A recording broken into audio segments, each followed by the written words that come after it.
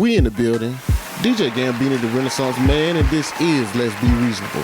Presented to you by Kuntry Vision Studios. Off in the building today, I got super dope producer, Maxx Pain. What's going on, my man? You got it going on. What's the deal? Everything, man. God good. With all this trouble going on up in there in Atlanta, how you holding up? Holding up pretty good, man. It's a battle, but hey, only the strong survive. All right. Well, I got you on the show today, and I want to talk to you a little bit about the coronavirus. Okay. Do you think it's a government plan, a hoax, or do you think it's really that serious? I think it's really that serious. I don't know if it was a government plan. I think it was more like a China plan, and they unleashed it on us. And then it's the unseen now that we worried about. So you agree with Donald Trump? Well, I ain't got no choice because that way it can't. That way it was tested with the bats. So I did a little bit of research after he said that, and come to find out, China was the first one with it. So how did it get to the U.S.? So could you tell me why you think they calling guys like Bill Gates' name and Jeff Bloomberg, I believe it is? Because everybody wants somebody to blame for this. Everybody got a conspiracy theory, these people billionaires and stuff. So you want to blame them. When Bill Gates only built Apple, you know, he got Apple products. So I know he got other endeavors in the oil and stuff. Microsoft. Well, yeah, Microsoft. So I know he got all that stuff. So it's like, how in the world can he ain't no scientist. Well, the way I look at it is, I tend to like to think that it was just evolution, right? Yeah. You done had stuff like the bubonic plague, right? Flu, right? Yeah. Pneumonia, right? All of it done been a pandemic or epidemic once upon a time, right? Right. The only thing that got me with this is I'm a little too scared to take what they call it when they give it to you, the vaccine. I'm a little too. I don't trust the government enough to say y'all gonna give me a vaccine for this. Yeah, I don't trust it either. I ain't taking the vaccine. My kids ain't taking it either. Yeah, how you feel about the kids going back to school? Mine ain't going. Yeah, I said the same thing. And my daughter, she 15 years old. Right. I told her solely her decision. Whatever she want to do, you know, I'll talk with her mama, and she got my full support if she want to do homeschooling. Right. Because I can understand the fear because, like I say, I'm kind of backwards with it. When I'm around a crowd of people, it's like, oh shit, coronavirus. Yep. But when I'm home, like, man, I don't want to hear that. Yeah, that's right. And then another thing too, with the school thing, you know, with the homeschooling, I don't see no problem with that until they figure out something to stop it. You know, why send your kids into an ant bed if you know they're gonna get bit? So it's like, man, I look at it like that. So my kids, I ain't giving them no choice. Well, I only got 2 that's in school right now, but they just gonna be on the laptop till it's over. Nothing but 2 in school. Yeah, just 2 in school right now. Baby make a machine, huh? Sometimes you gotta live like that. Hey, but how you feel about Mayor Bottoms mandate mask and Governor Kemp overturning that? All right, now with that, it's been a battle back and forth. Now I feel that Mayor Bottoms, Keisha was right. We should, you know, all be wearing masks because they say on the news if you wear a mask 3 to 4 weeks, that lessen the coronavirus. So it's like, okay, we trying to come out of it or we trying to stay in it? Now it seems like Governor Kemp, although, you know what I'm saying, he say what he say about the coronavirus, I feel like he wanted to stay around a little longer than other people do, like some people do. I don't know about that because he a Republican. He want this country open back up. He want us to make money. Now I'm about to disagree with that. I think because when he did open the state back up, he went against the grain. And what he opened up was all the stuff that black people associate with. Right. So I believe, you know what I'm saying, in my mind, I believe that they did that to lessen the population of black people because we only hold like a certain percentage of America anyway. And if they could send us out here, first they gave them the little $1,200 stimulus check, right? $1,200. They gave y'all $1,200. But people is paying more than that. Men is paying more than that in child support a month. So it's like y'all gonna give them stimulus and then plus to do that old child support, they take their stimulus And then y'all send the black people back to these stores, barbershops, restaurants. Y'all open up the bowling alley. Y'all open up everything y'all know black people associate with, movie theaters. You know what I'm saying? So it's like, okay, but why y'all open these golf courses and stuff though? But white people go to all that stuff. They do. But I'm just saying, when they open the barbershop and stuff like that, like more white people is staying back than black people. You give black people a little bit of money, and I love y'all to death. You give us a little bit of money, we ain't never had shit, guess what? We gone. Yeah, I can agree with that. You give white people a little bit of money, they gonna sit on it. The black dollar only stay in the hood, I think they said, what, a couple hours? Wilt said on the last show, I think he said, was it an hour? Maybe?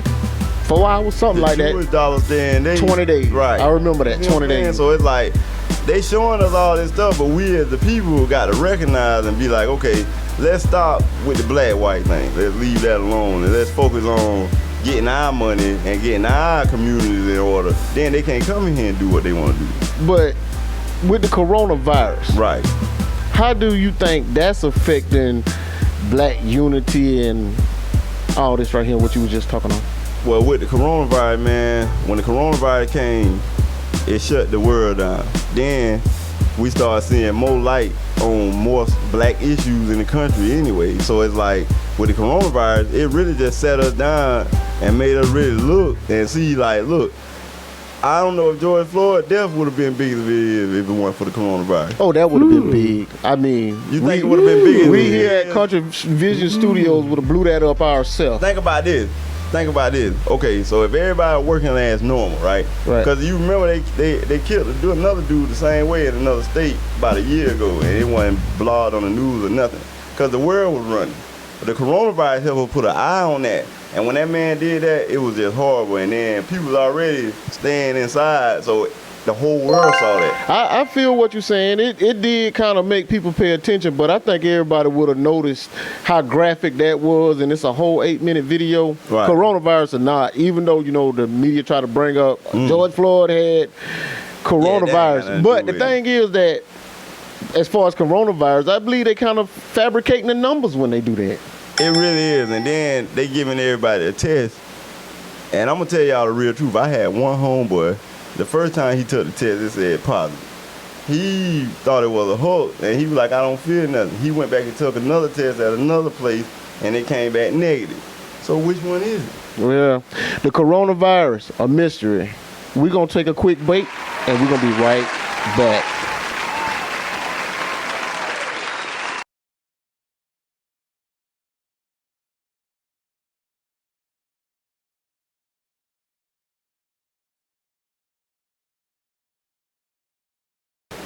We back, and I was off in the studio today with super producer Maxx Pain. Yes, sir. What's going on? Ain't nothing, chilling. But how do you feel about the black man in America? I feel like the black man in America, like we scream this, but everybody against the black man. When you say everybody, what do you mean everybody? The politics, the police, the women. They even try to turn our kids against us. Okay, when you say the women are against us, could you elaborate on that for me? Well, I feel like, and I'm going to say this, and you know, I know people going to take it however they're going to take it, but I feel like the black women have been poisoned and conditioned to treat the black man a certain type of way. Do you feel like that contributes to them being single now?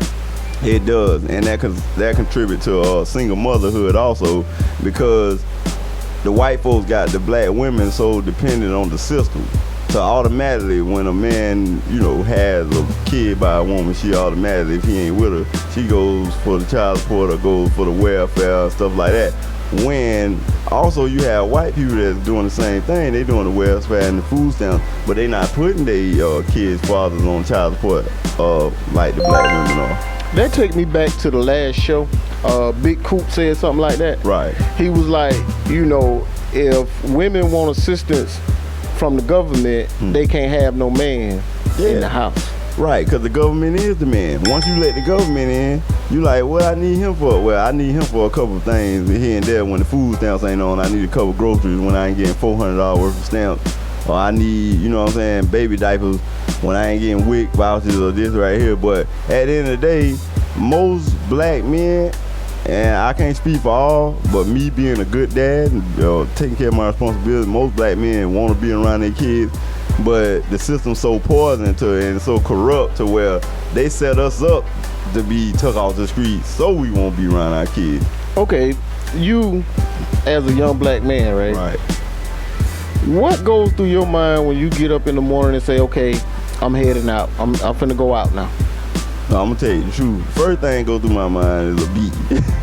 Second thing goes through my mind is what in the world I'm finna endeavor when I go outside. So what I do is in the morning before I pick up my phone or anything, I just say me a little prayer before I step outside. Cause I don't know what I'm about to face. I don't know if I'm gonna get pulled over. I don't know if I'm gonna go somewhere and somebody try to accuse me for something I ain't doing. I don't know if one of my kids' moms might hit me with the dab. I don't know what I'm waking up to. I'm just waking up. You said the dab. Yeah. Bruh. The dab. Well, the dab is, them phone calls you get. You know the phone calls you get. I ain't gonna go into detail, but if you a man, you know exactly what I mean. Them phone calls. So, they hit you with the dab and stuff, and then.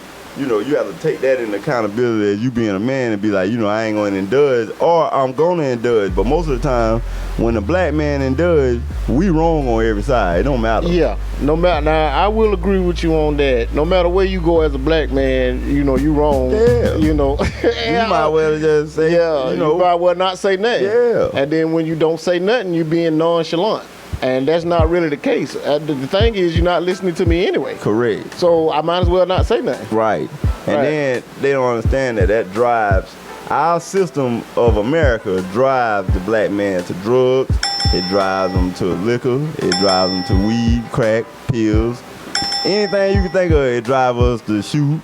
It drives us to hurt other black males because you got to think, with so much pressure built up, and then you get into it with somebody, all that anger inside of you coming out on that one person. So you think the black on black violence is caused due to the fact that so many black men under so much pressure from so much other things, and they have to find like a escape valve. Outlet, yeah. They got to prove they dominance. Like I got to prove I'm an OG or I'm a gangster to get some credit now that you took everything else away from me. So that's why you have the banging culture going on. You got these kids running around thugging and thinking they gotta be a thug because that's the only thing they fit into. Is another group of black men leading them, although they leading them to the wrong path, but they trust this more than they trust the whole society. Yeah, it's rough being a black man in America, I guess, if you put it like that. But how do you see us as black men overcoming that? How we overcome this is, black men, man, first thing is recognizing who you are, and where you come from and stuff like that. And at the end of the day, taking no limits. Like, we know the world is set up for us to fail, okay? Even the jobs and everything set up for us to fail. So me, how I overcame stuff like that, I chose to be an entrepreneur. I chose to have no limits on whatever I could do as a black man. There ain't no limits of me. Like, I chose to go on my own path. I chose to be free from all that. So by me chose to be free from all that, I got more options, you know what I'm saying, or control over my life, of the things that I do and the people I be around, or how I want to hang out. Like, I ain't got to worry about getting off on a Friday night and then I got to hang out with these guys and they might be mad about some other stuff. Then they go run to these guys and get into some stuff, and then we all close in jail. Now my whole career fucked up. Yeah, you gotta look out for yourself first. Right. But they say chance always favors the bold. That's true. Don't be afraid to get out there and take a chance. That's true. I mean, making sure it's a calculated chance, but don't be afraid to take a chance. And I'd also like to say that we need to start standing together. I know y'all getting tired of this unity preach every show, so I'm gonna keep it short. But the quicker we come together, the quicker a lot of our problems will be solved. With that being said, we're gonna take a quick break and we're gonna come back with the conclusion of the show.